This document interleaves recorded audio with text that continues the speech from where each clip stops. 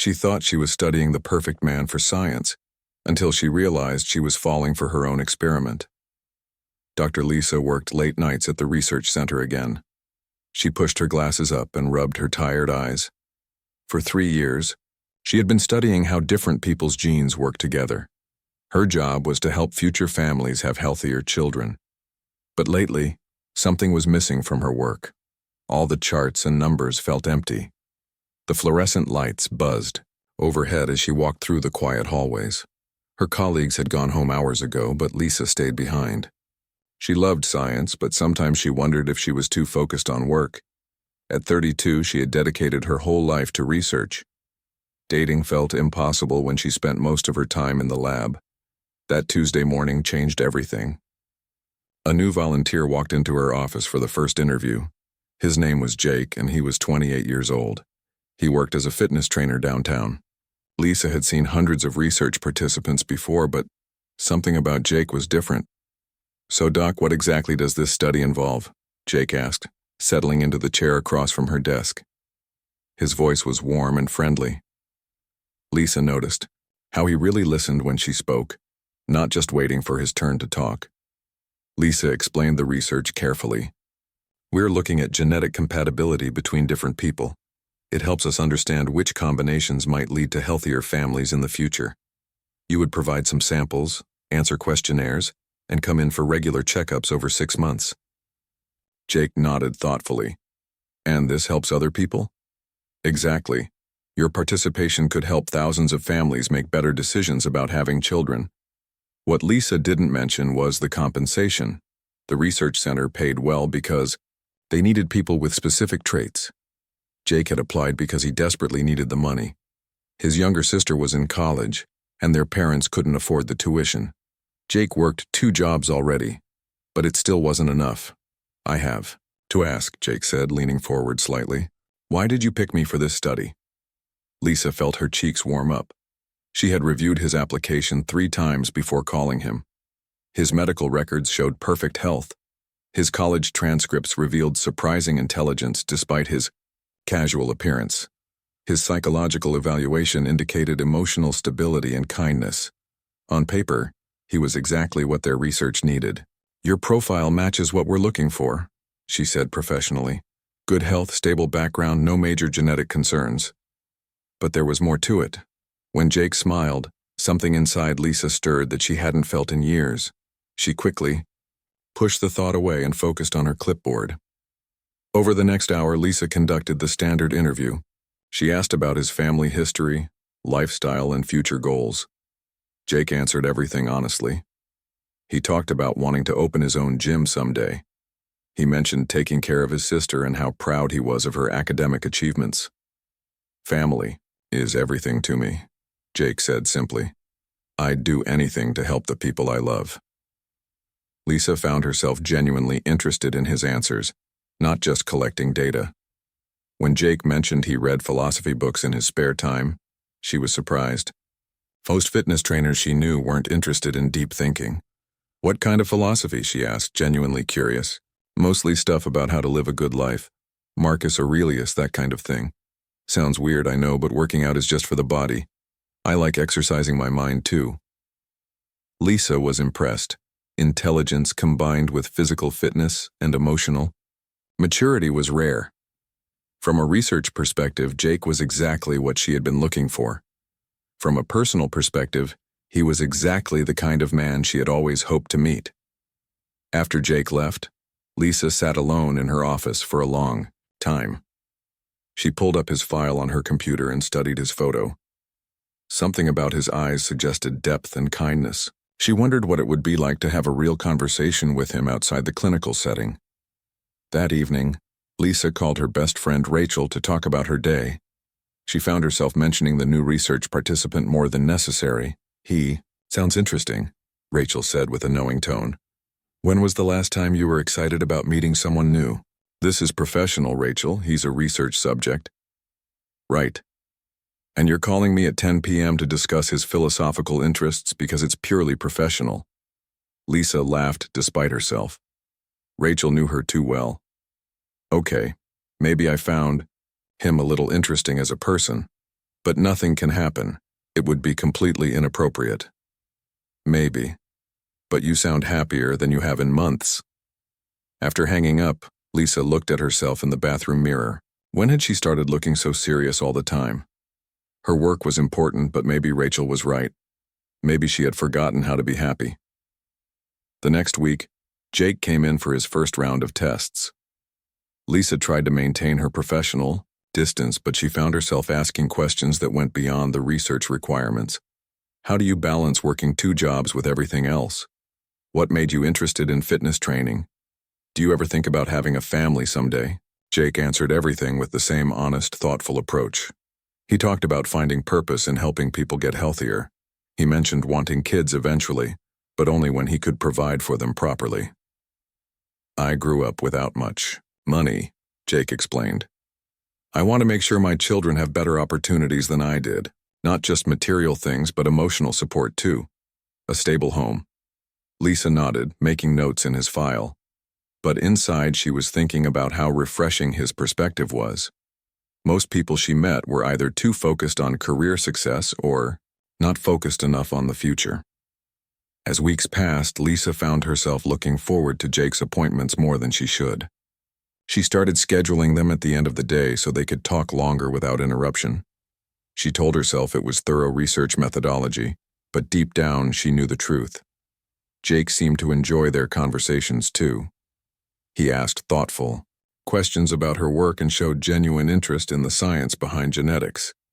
Unlike most people, he didn't get bored when she explained complex concepts.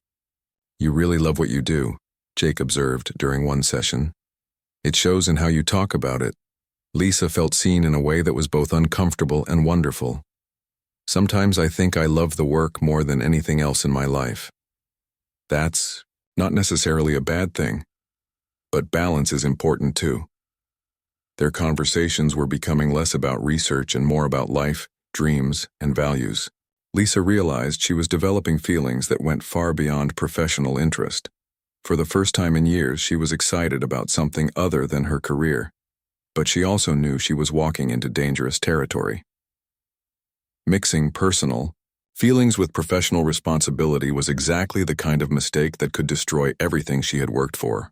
3 weeks into the study, Lisa found herself doing something she had never done before. She was scheduling extra appointments with Jake that weren't really necessary. She told herself it was for better research results, but her heart knew the truth. Dr. Lisa, I thought we were done with tests for this month, Jake asked, looking at his appointment reminder. Well, I want to make sure we're getting complete data, Lisa replied, trying to sound professional. Your results are so interesting that I think we need more detailed follow-ups. Jake smiled and agreed. He didn't seem to mind the extra visits. In fact, he appeared to enjoy their conversations as much as she did. This made Lisa both happy and worried at the same time. During these extra sessions, Lisa asked questions that went far beyond the research requirements. She wanted to know about Jake's childhood, his dreams, and his thoughts about life. She was fascinated by how he saw the world. You know, most people don't think about genetics the way you explain it, Jake said during one of their talks. You make it sound like a beautiful puzzle instead of boring science.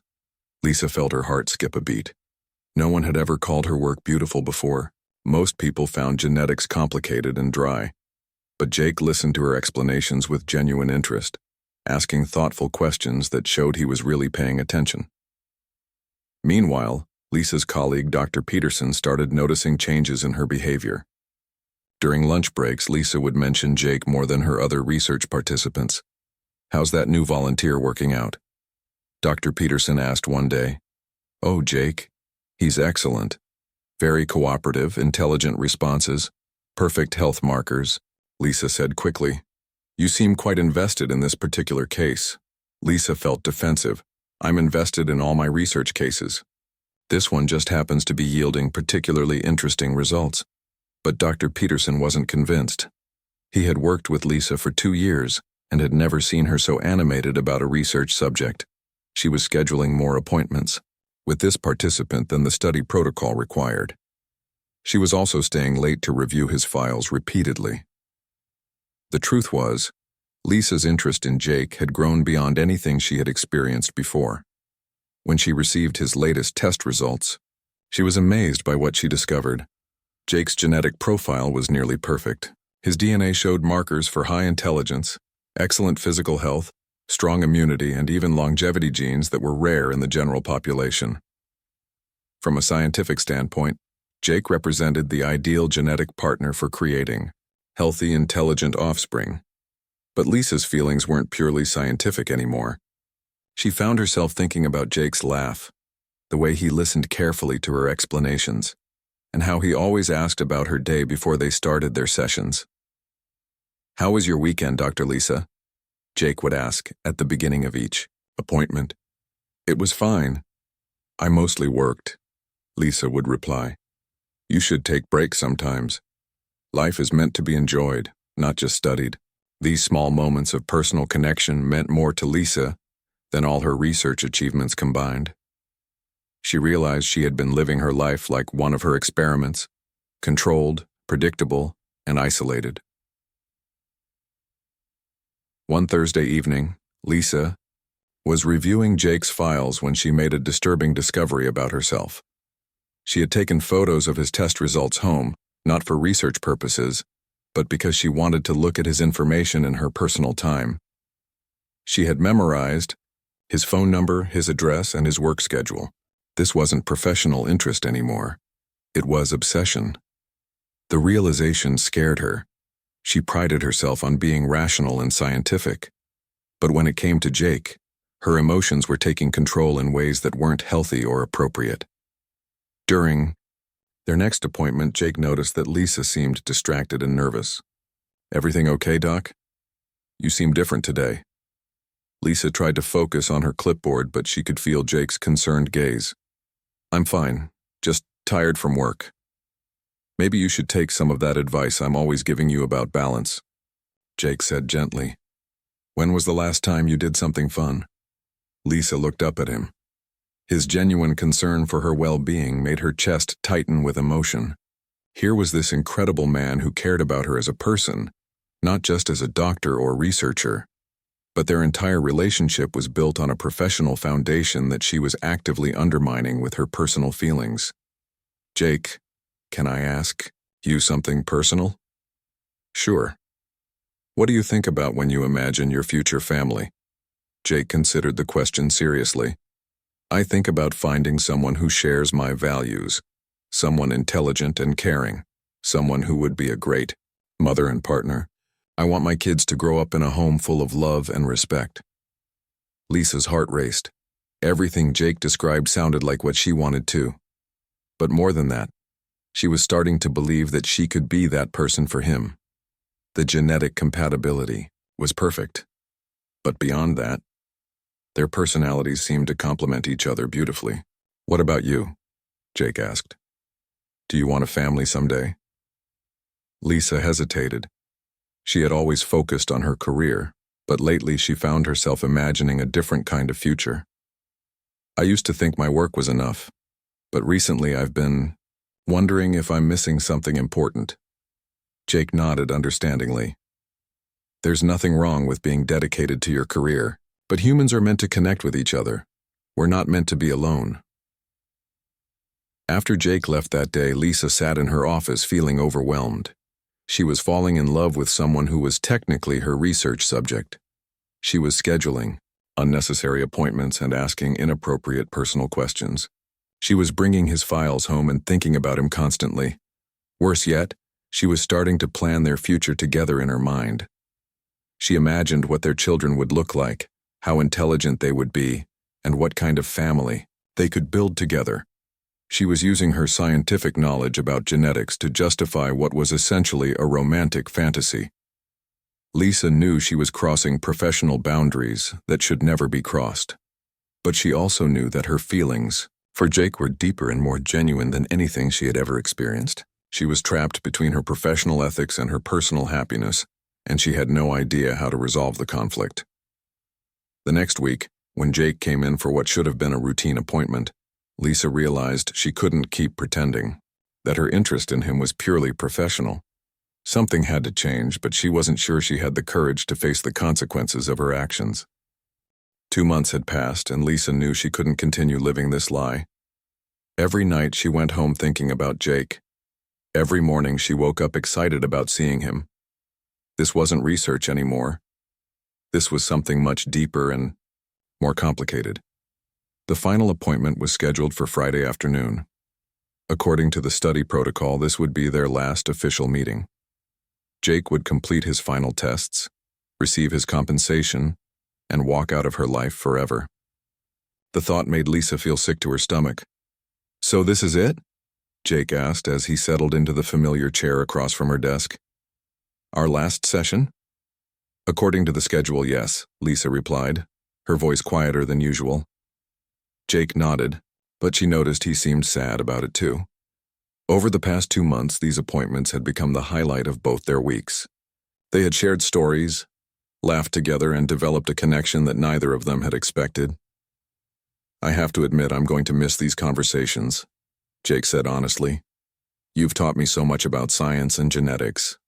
I never thought I'd find that stuff interesting." Lisa's hands trembled as she pretended to review his file. This was her moment. If she didn't say something now, Jake would leave and she would spend the rest of her life wondering what could have been. "Jake, I need to tell you something," she said suddenly. He looked up, surprised by the serious tone in her voice. "What's wrong?" Lisa took a deep breath. Her career, her reputation, everything she had worked for was about to be put at risk. But she couldn't live with the regret of not telling him the truth. These extra appointments we've been having, they weren't all necessary for the research. Jake's eyebrows furrowed. "What do you mean?" "I mean, I've been scheduling them because I wanted to spend more time with you. I've been asking personal questions because I was genuinely interested in your answers, not just for scientific purposes." The room fell silent. Jake stared at her, processing what she had just confessed. Lisa continued, her words coming out in a rush. "Your genetic profile is absolutely perfect. From a scientific standpoint, you have ideal markers for intelligence, health, longevity, everything. But that's not the only reason I've been drawn to you." "Lisa, what are you saying?" "I'm saying I've developed feelings for you that go way beyond professional interest. I've been thinking about you constantly. I've been imagining what it would be like if we were together, what kind of family we could have, what our children would be like." Jake's expression shifted from confusion to shock. "Wait, you've been planning our future together?" Lisa realized how her words sounded and felt her face burn with embarrassment. "I know how it sounds. I know it's completely inappropriate and probably sounds crazy to you. But I can't help feeling that we're perfectly matched, not just genetically, but in every other way too." Jake stood up from his chair and walked to the window. He was quiet for a long moment, looking out at the city below. Lisa's heart pounded as she waited for his response. "How long have you been feeling this way?" he asked finally. "Since our second meeting. Maybe even since the first one." Jake turned around to face her. "Lisa, do you realize what you've done? You've been deceiving me this entire time. I thought I was helping with scientific research, but really I was just—" "What? An experiment in your personal life?" The hurt in his voice cut through Lisa like a knife. "No, it's not like that. My feelings are genuine. The research is real, too. It's just that somewhere along the way my personal feelings got mixed up with my professional responsibilities." "Mixed up?" Jake's voice rose slightly. "Lisa, you've been manipulating this entire situation. You've been using your position as a researcher to spend time with me under false pretenses." Lisa felt tears building in her eyes. "I know how it looks, but please understand, I've never felt this way about anyone before. I've dedicated my entire life to science, to helping other people plan their families. But for the first time, I started thinking about my own future, my own happiness." Jake sat back down, but his posture was tense. "What exactly are you asking? Me here? Are you asking me out on a date? Are you asking me to have children with you? What do you want from me?" "I don't know," Lisa admitted. "I just know that I couldn't let you walk out of here without telling you how I feel, even if it ruins everything." And what about your career? Your research? Isn't this exactly the kind of thing that could get you in serious trouble? Lisa had been trying not to think about that. Probably. Yes. Jake shook his head. I can't believe you would risk everything you've worked for just to tell me this. That's how important this is to me. That's how important you are to me. They sat in silence for several minutes. Lisa could hear her own heartbeat and the quiet hum of the air conditioning. Finally, Jake spoke. Lisa, I need you to know something. I've enjoyed our conversations too, more than I probably should have. There were times when I looked forward to these appointments not just for the money, but because I genuinely liked talking to you. Lisa's heart jumped with hope. But, Jake continued, the way this has happened isn't right. You've put me in an impossible position. I don't know what's real and what's part of your research. I don't know if you actually care about me as a person, or if you're just fascinated by my genetic profile. I care about you as a person, Lisa said desperately. The genetics are just science. What I feel for you is real. How can I believe that when this whole thing started with you studying my DNA? How do I know you would have been interested in me if I didn't have perfect genetic markers? Lisa opened her mouth to respond but realized she didn't have a good answer. The truth was, Jake's genetic profile had been what drew her initial attention, but her feelings had grown far beyond that. I don't know, she said quietly. I can't change how this started, but I can tell you that when I think about you, I'm not thinking about genes or research. I'm thinking about your laugh, your kindness, the way you care about your family. I'm thinking about how you make me want to be a better person. Jake looked at her for a long moment. Lisa, even if your feelings are genuine, we can't just ignore how this happened. You've been my doctor, essentially. You've had access to my personal information, my medical records, everything about me. The power dynamic here is completely unbalanced. Lisa knew he was right, but it hurt to hear it said so directly. What happens now? She asked. I honestly don't know. I need time to think about all of this. And you need to think about what you've done and what it means for your career. Jake gathered his things and headed toward the door. Before leaving, he turned back to her. For what it's worth, Lisa, I do care about you too. But caring about someone isn't enough when trust has been broken. After he left, Lisa sat alone in her office as the sun set outside her window.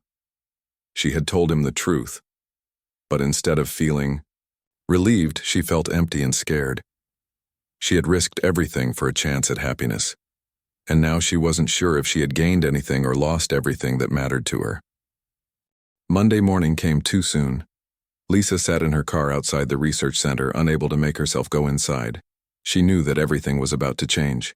Her confession to Jake on Friday had opened a door that couldn't be closed again. Dr. Peterson was waiting for her when she finally walked into the building. His serious expression told her that he already knew something was wrong. Lisa, we need to talk, he said, gesturing toward his office. Her stomach dropped. What about? I received a call this morning. Someone reported concerns about your conduct with one of your research participants. Lisa's legs felt weak. Who called? I can't tell you that, but I need to ask you directly. Have you maintained appropriate professional boundaries with all your research subjects? Lisa stared at her hands.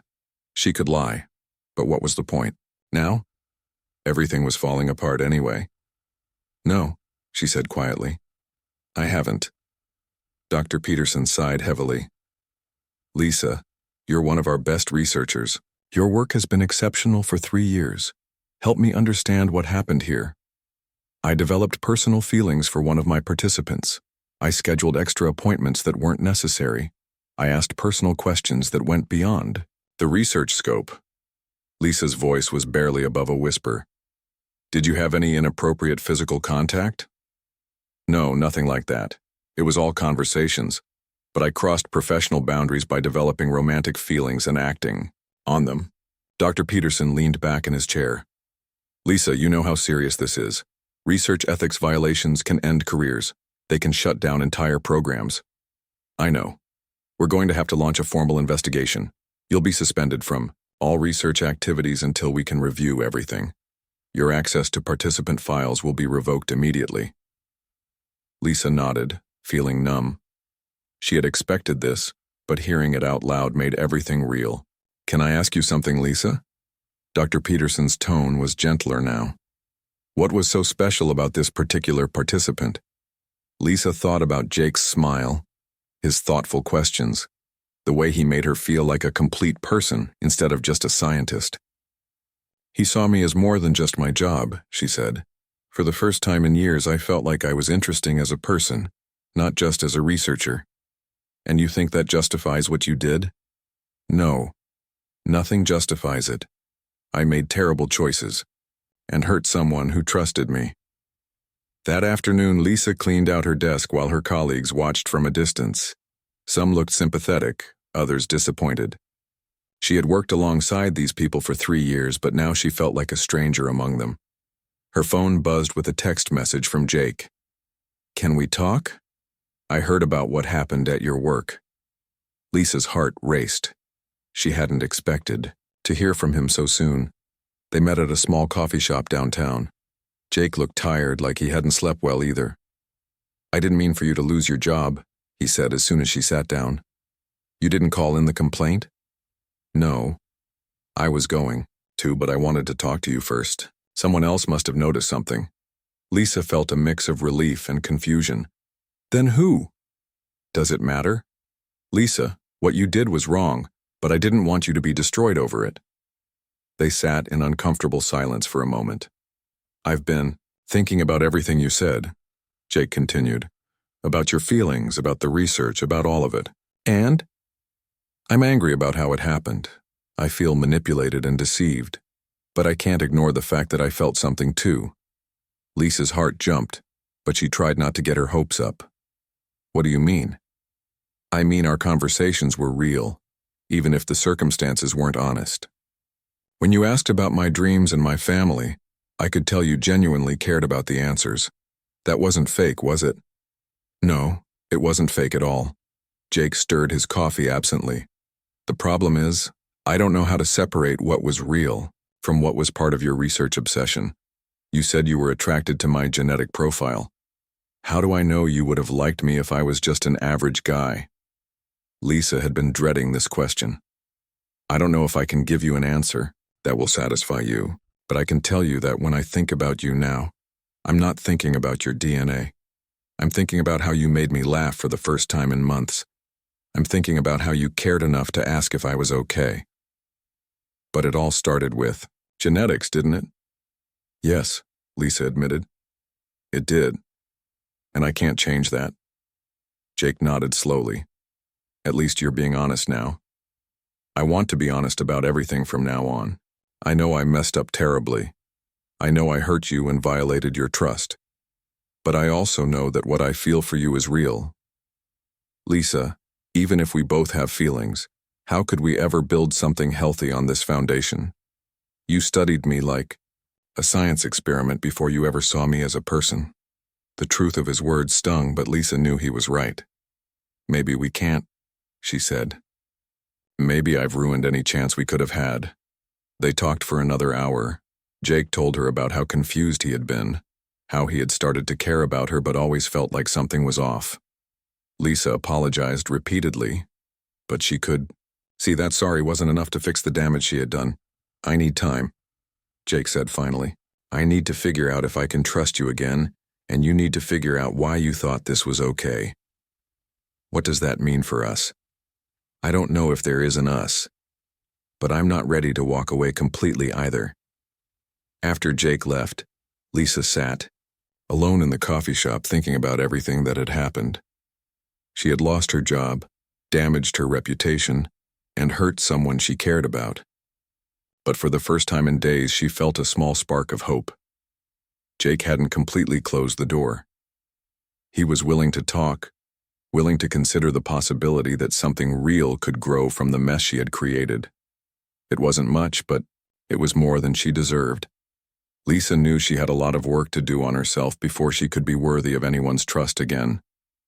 She needed to understand why she had made such poor choices and how to make sure she never made them again. But maybe, just maybe, If she could prove that she had changed and learned from her mistakes, Jake might be willing to give her a second chance. Not as a researcher and participant, but as two people who genuinely cared about each other. The road ahead would be difficult, but for the first time since her confession, Lisa felt like there might be a path forward. 6 months later, Lisa barely recognized her own life. She had traded her sterile research lab for a bright classroom at the community college, where she now taught basic science courses to adult learners. The pay was much less, but something inside her felt more alive than it had in years. "Professor Lisa, can you explain that genetics part again?" asked one of her evening students, a mechanic named Tom who was working toward his degree.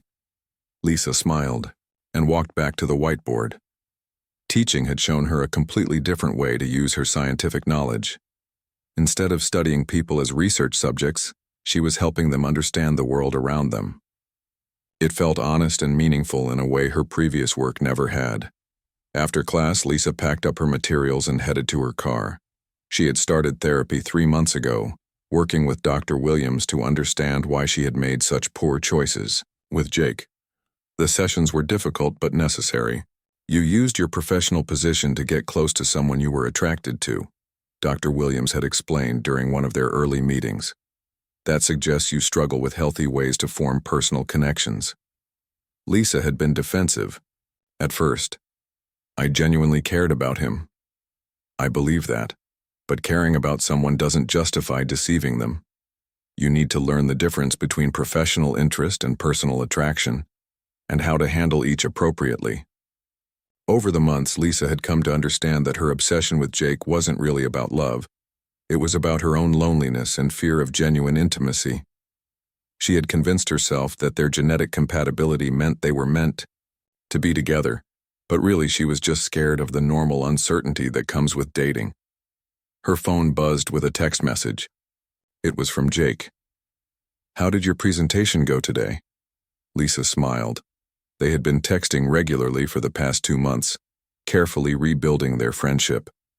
Jake had needed time to process everything, and Lisa had used that time to work on herself. "It went well," she texted back. "The community college wants me to develop a whole program around genetics education for the public." "That's amazing. You've found your calling." Their text conversations were different now, lighter, more equal. Lisa no longer felt like she was studying Jake or planning their future together. She was simply enjoying getting to know him as a friend. The turning point had come 2 months ago when Jake had called her out of the blue. "I've been thinking about what you said in the coffee shop," he had told her. "About how you felt like no one saw you as more than just your job. Yeah? I realized I understand that feeling. People look at me and just see a gym guy. They assume I'm not smart or deep. But you actually listened when I talked about philosophy or my dreams." "Of course I did. You're incredibly intelligent." "That's the thing, Lisa. Even though you deceived me about the research, the way you saw me was real. No one had ever been interested in my thoughts the way you were." It was the first time Jake had acknowledged that something genuine had existed between them, even within the problematic circumstances. "Does that mean you can forgive me?" Lisa had asked hopefully. "I'm working on it." But forgiveness and trust are different things. Trust has to be rebuilt slowly. And that's what they had been doing. Rebuilding trust through honest conversations and mutual respect. Lisa no longer asked personal questions with hidden motives. Jake no longer wondered if she was studying him like a specimen.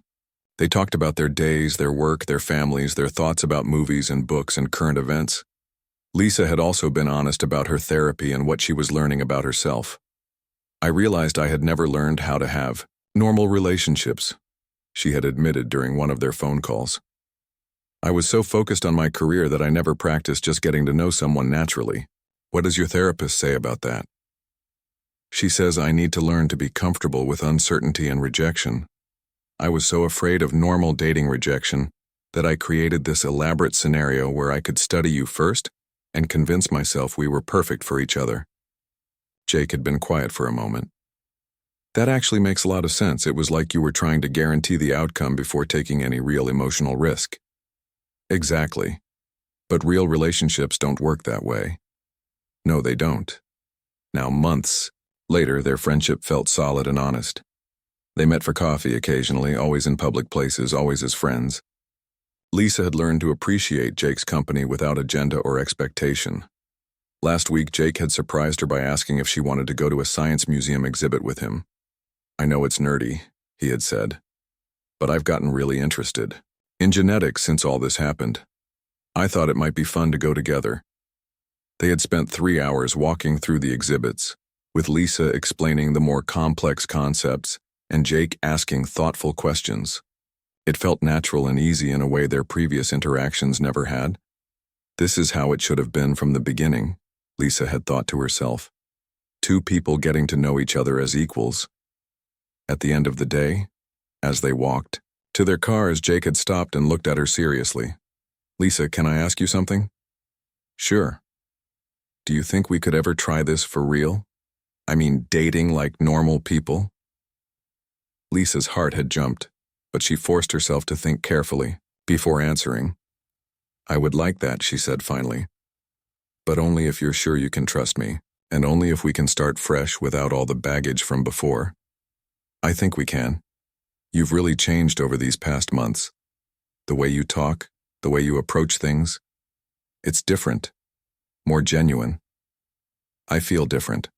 Therapy helped me understand that I was so afraid of being vulnerable that I tried to control everything. But you can't control love or relationships. You just have to be brave enough to be yourself and hope the other person likes what they see." Jake had smiled. "I do like what I see. I like this version of you much better than the one who was trying to engineer our perfect genetic match." They had decided to take things very slowly. Their first official date was planned for this weekend. Dinner at a restaurant neither of them had chosen for strategic reasons, just because the food looked good. "No research," Jake had joked. "No analyzing my responses or planning our future children. Just two people seeing if they enjoy each other's company," Lisa had agreed. Lisa pulled into her driveway and sat in her car for a moment, thinking about how much her life had changed. She had lost her dream job and nearly destroyed a relationship with someone special. But in the process, she had learned how to be honest with herself and others. She had learned the difference between professional interest and personal connection. Most importantly, she had learned that real love couldn't be engineered or guaranteed. It had to be built on trust, respect, and genuine affection. Her phone buzzed with another text from Jake. "Looking forward to Saturday, no lab coats required." Lisa laughed and texted back, "I'll try to resist the urge to analyze your menu choices for genetic implications. Appreciate it. See you at 7. As Lisa walked into her house, she felt something she hadn't experienced in years. Excitement about the future without needing to control every detail. She had no idea if things would work out with Jake, but for the first time, she was okay with that uncertainty. Sometimes the best things in life couldn't be researched or planned. Sometimes, you just had to be brave enough to take a chance on something real.